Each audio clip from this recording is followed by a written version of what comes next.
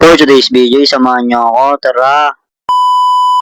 Dito nga mga guys, problemado nga pala dito si Daniel kasi wala yung cellphone niya. Ayaw ibalik.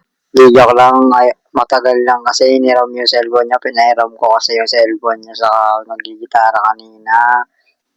Ang lungkot-lungkot nga pala dito ni Daniel, mga guys. Tignan niyo siya, ang lungkot-lungkot niya. Wala nang cellphone dyan, mga guys. Dito nga, gusto niya na talaga kung ano yung cellphone niya kasi pinairam ko talaga yung cellphone niya. Yak na siya, di joke lang yan. Lungkot nga pala dito ni Daniel kasi wala talaga yung cellphone niya. Matagal pa kasi balik. Magpapapogi muna pala kami dito ni Patrick. Habang inaantay namin ibalik yung cellphone ni Daniel, magpapa-mirror shot muna kami dito ni Patrick. Iyan o, gwapo yan. Gwapis yan.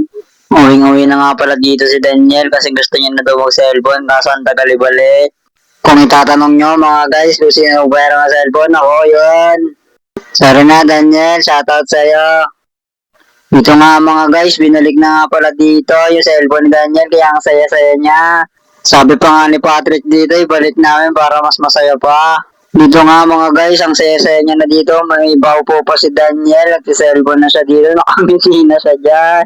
Huwag mo nga po pala ako tularan dyan. Sabi, steady, ba't ganyan ni steady mo? Yung bida. Fast forward nga pala tayo dito. Nakalimutan ni JR yung tumbler niya. Don't forget, share and follow. Bye!